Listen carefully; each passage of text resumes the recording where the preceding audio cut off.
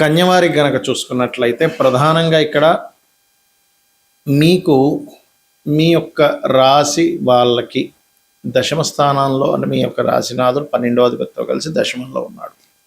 అక్కడే 15వ తేదీ అమావాస్య ఏర్పడి 16వ తేదీ కూడా చంద్రుడు అక్కడే ఉంటాడు. ఈ వారం మొత్తము కూడా 7 రాసులు మారుతాడు చంద్రుడు.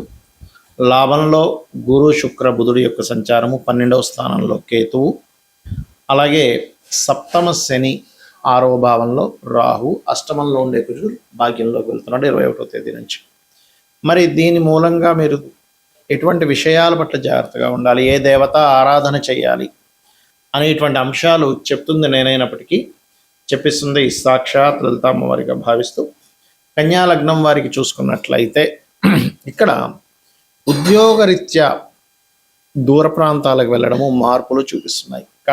కాకపోతే మీరు ఉద్యోగ విషయంలో మీరు చేసి ఏదైతే జాబ్ చేస్తుంటారో ఆ యొక్క విషయంలో 16వ తేదీ ఎటువంటి తొందరపాటు నిర్ణయాలు తీసుకోకండి. అదేవిధంగా 27, 28 తేదీలు మీరు అగ్రిమెంట్స్ లాంటివి లేకపోతే ఎవరితోనైనా మాట్లాడుకునే కమ్యూనికేట్ చేసేటప్పుడు ఇటువంటి విషయాల పట్ల కాస్త జాగ్రత్తగా ఉండండి. 27, 28 తేదీ ధన విషయంలోని కుటుంబ విషయంలోని మంచి అభివృద్ధి యోగం అయితే ఉంది. ధనం యొక్క అభివృద్ధి ఖచ్చితంగా కలుగుతుంది. ధనాధిపతి ఎప్పుడైతే మీకు గురువుతో ఉన్నాడో, మరియు అదేవిధంగా కాస్త ఏదైనా ఒక ప్రాపర్టీ తీసుకునేటప్పుడు కాస్త చూసి తీసుకోండి. ఎందుకంటే సప్తమంలో ఉండేటువంటి శని చతుర్థం మీద దృష్టి ఉంది. దీని మూలంగా కొంచెం విద్యా విషయంలోని కొంచెం ఇబ్బంది ఉంటుందని, కాంపిటీషన్ ఎగ్జామ్స్ ఇలాంటి విషయాల్లో చాలా బాగుంటుంది చెప్పాలంటే. ఇష్టపడిన వారిని వివాహం చేసుకోవాలనేటువంటి ప్రయత్నాలు కూడా ఫలిస్తాయి. వాహనాల మీద వెళ్ళేటప్పుడు ప్రత్యేకంగా మంగళవారాలు కాస్త జాగ్రత్తగా ఉండండి. 21వ తేదీ వరకు భాగ్యంలోకి ఎప్పుడైతే కుజుడు వస్తాడో కాస్త 21వ తేదీ తర్వాత నుంచి బ్యాంక్ ట్రాన్సాక్షన్స్, కాస్త లాంగ్ జర్నీస్ వెళ్ళేటప్పుడు తండ్రి గారి ఆరోగ్య విషయంలో ముఖ్యంగా గతంలో తండ్రి గారికి ఏదైనా స్ట్రోక్స్ లేకపోతే కొంచెం బీపీ లెవెల్స్ ఎక్కువగా ఉన్నట్లయితే ఈ యొక్క విషయంలో చాలా జాగ్రత్తగా ఉండాలి. ఆది మంగళవారాలు ఎటువంటి ఇన్వెస్ట్మెంట్లు చేయకండి.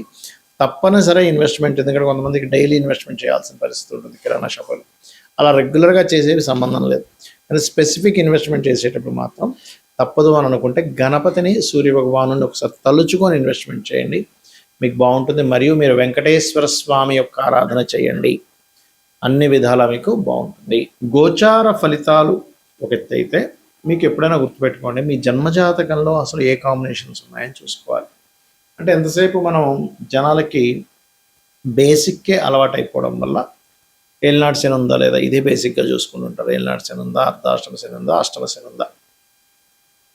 రెండవది ఏమిటి అంటే వీటితో పాటు కాలసర్పయోగం ఏమైనా ఉందా, సర్పదోషాలు ఏమైనా ఉన్నాయా, మాతృదోషాలు ఉన్నాయా, పితృదోషాలు, ఇవి చూసుకుంటారు. ఇవి నేను తప్పు అనట్లేదు.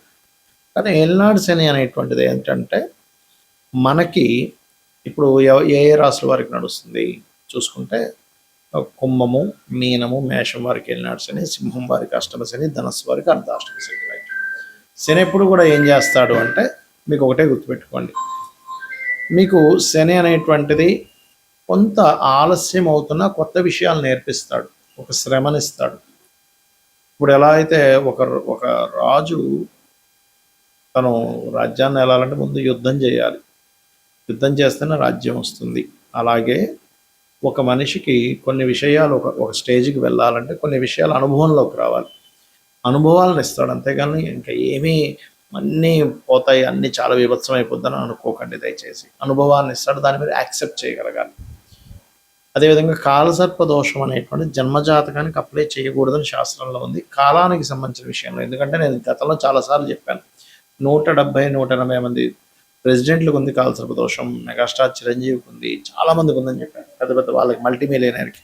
మరి వాళ్ళందరూ ఎలా అయ్యారు? మరి కాలసర్ప దోషం ఉంటే ఎందుకు పనికి రాకుండా పోవాలి కదా అనే విషయాన్ని గుర్తుపెట్టుకోండి. జనరల్ సర్పదోషాలు మీరు కాళహస్తికి వెళ్ళడమో లేకపోతే రావి చెట్టు ప్రదక్షిణం చేసుకోవడం వల్ల పోతుంది.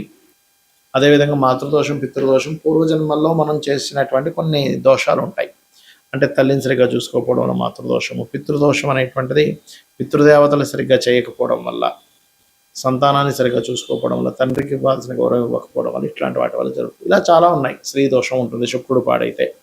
అయితే ఇక్కడ ఏంటంటే ఏ గ్రహం పాడవడం వల్ల, ఏ కాంబినేషన్ వల్ల వచ్చిందంటే శుక్రుడు పాడయ్యాడు, స్త్రీ దోషం. ఏమి కంగారు పడద్దు, చక్కగా సాటి స్త్రీలని, అది స్త్రీ అయినా పురుషులైనా, గౌరవించడం నేర్చుకోండి. వాళ్ళ పట్ల మరలా అవహేళనగా ఉండడం, వాళ్ళని ఏడిపించడం, వాళ్ళు ఏడిచేలా మీ వల్ల వాళ్ళు ఏడవడం చేస్తే మళ్ళీ ఆ స్త్రీ దోషం ఇంకా పెరుగుతుంది. మాతృదోషం ఉంది, ఇంకా మీ తల్లిగారు ఇంకా ఎక్కువ బాధపడుతున్నారు మీ వల్ల ఈ జన్మలో కూడా. అది ఇంకా ఇంకా కొన్ని వందల జన్మలకి కంటిన్యూ అవుతుంది. పితృదోషం కూడా అంతే. పితృదేవతలకి గతంలో తెలియక చేయలేదు, అది పితృదోషంగా వచ్చింది. అప్పుడు ఆ పితృదోష సంబంధించినటువంటి స్వయం పాకం ఇవ్వడము, లేకపోతే ఏదైనా గయా లాంటి ప్రదేశాలను అక్కడ పితృతర్పణాలు చేయడం, లేకపోతే నిత్య పితృతర్పణాలు చేయడం, లేదా అమావాస్య నాడు పితృదేవతల కోసం వదలడం చేయాలి. అంతేగాని ఏదో అయిపోతుందని కాదు. ఇక్కడ ఏంటంటే మీకు లగ్నం నుంచి 12 భావాలు అనేటువంటివి ఉంటాయి. లగ్నం ఏమిటి, లగ్నం యొక్క స్థితి ఏమిటి, మీ యొక్క ఎదుగుదల, మీ లైఫ్లో ఎందుకు ఎప్పుడు అప్ అండ్ డౌన్స్ వస్తాయని చెప్తుంది. ధనాధిపతి చూడాలంటే సెకండ్ హౌస్, అంటే మీకు ధనము ఏ రూపంలో, ఏ మార్గంలో ఎప్పుడు ఎక్కువగా వస్తుంది, ఏ మార్గంలో ఎప్పుడు పోయే ఛాన్సెస్ ఉన్నాయి, ఎప్పుడు జాగ్రత్తగా ఉండాలి ధనం విషయంలో అనేటువంటి చూపిస్తుంది. అదేవిధంగా 3వ భావంలోకి వెళ్తే సిబ్లింగ్స్, మీ యొక్క ప్రయత్నాలు ఇవన్నీ ఉంటాయి. అంటే సిబ్లింగ్స్తో మీకు ఉండే రిలేషన్ ఏంటి. కొంతమంది బాధపడుతుంటారు, ఏమిటంటే మా సొంత అన్నయ్య ఇలా చేశాడు, మా తమ్ముడు ఇలా చేశాడు, మా అక్క ఇలా చేసింది, మా చెల్లి ఇలా చేసినట్టు. అది పూర్వజన్మల్లో ఉన్నటువంటి కొన్ని కర్మలు వెంటాడుతూ ఉంటాయి ఆ రూపంలో వచ్చి. మన కర్మలన్నీ కూడా మన తల్లిదండ్రులు, పిల్లలు, అన్నదమ్ములు, అక్క చెల్లెళ్ళు, స్నేహితులు, దాయాదులు వీళ్ళ రూపంలోనే వస్తారు, గుర్తుపెట్టుకోండి. ఇవి ఎక్కడి నుంచి తప్పించుకోలేరు. ఇంకా తప్పించుకుందామని ప్రయత్నం చేసినప్పుడు రోగ రూపంలో వస్తుంది కర్మ.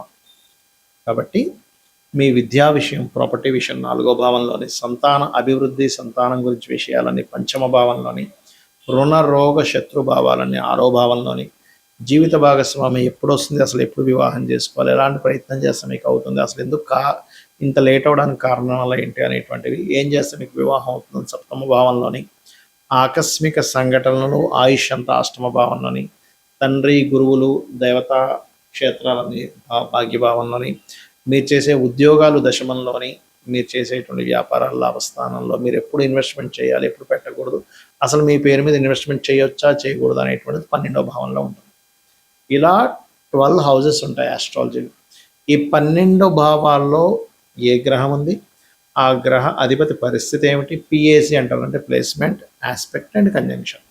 అంటే ఏ గ్రహం ఎక్కడుంది, ఏ గ్రహంతో చూడబడుతుంది, ఏ గ్రహంతో కలిసి ఉంది, దాని వలన ఆ యొక్క గ్రహం యొక్క బలాబలాల్లో మార్పులు వస్తాయి. అంటే చిన్న ఎగ్జాంపుల్ చెప్తా చూడండి. ఇప్పుడు ఒక మనిషి ఉన్నాడు, అతను చిన్నప్పటి నుంచి అతని ఫ్రెండ్ సర్కిల్ కానీ అతనికి చెప్పే వాళ్ళు ఎవరూ సరిగ్గా లేక చదువుకోలేదు అనుకున్నాం, కాసేపు సరిగ్గా చదవలేదు. చదవకపోవడమే కాకుండా అతను తెలివితేటలు కూడా బిల్డప్ చేసుకోలేకపోయాడు. అంటే కొంతమంది ఎవరితో అయితే కలవకూడదు వాళ్ళతో వెళ్ళి ఫ్రెండ్షిప్ చేశాడు, దాని తర్వాత అనవసరమైన వ్యసనాలకు గురయ్యాడు, దాని తర్వాత అనారోగ్యంతో ఇబ్బంది పడ్డాడు, ఎక్కువ వ్యసనాల వల్ల. రైట్. అంటే ఏంటి, ఒక మనిషి ఎలా అయితే ఎవరితో కలిశాడో, ఎవరి ఇన్ఫ్లుయెన్స్లోకి వెళ్ళాడో, ఎక్కడ నివసిస్తున్నాడో అనే ఎఫెక్ట్ ఎలా ఉంటుందో, అదేవిధంగా ఒక మనిషి మంచి తల్లిదండ్రులు, చెప్పేవాళ్ళు బాగున్నారు, బాగా ఇంటెలిజెంట్, బాగా చదువుకున్నాడు, మంచి వ్యాపారం పెట్టాడు, మంచి ఉద్యోగంలో జాయిన్ అయ్యాడు, లైఫ్ మంచి భార్య పిల్లలు వచ్చారు, లైఫ్ అంతా అద్భుతంగా ఉంది, మంచి గుర్తింపు ఉంది. అలాగే గ్రహం కూడా పాపగ్రహాలతో సంబంధం కలిగినప్పుడు, దాని పోర్ట్ఫోలియోస్ పాడైనప్పుడు ఆ భావం పాడవుతుంది. దాన్ని సెట్ చేసుకోగలగాలి. లేదా శుభగ్రహ సంబంధాలు వచ్చినప్పుడు ఆ భావం బాగుంటుంది, అదంతా ఫ్రూట్ఫుల్ ఇస్తుంది. ఇదంతా పూర్వజన్మ కర్మ వల్ల వస్తుందని అర్థం చేసుకుంటూ కనీసం ఈ జన్మలో అయినా తెలిసి ఎటువంటి బ్యాడ్ కర్మలు చేయకుండా ఉండాలి. శ్రీమాత్రే నమః.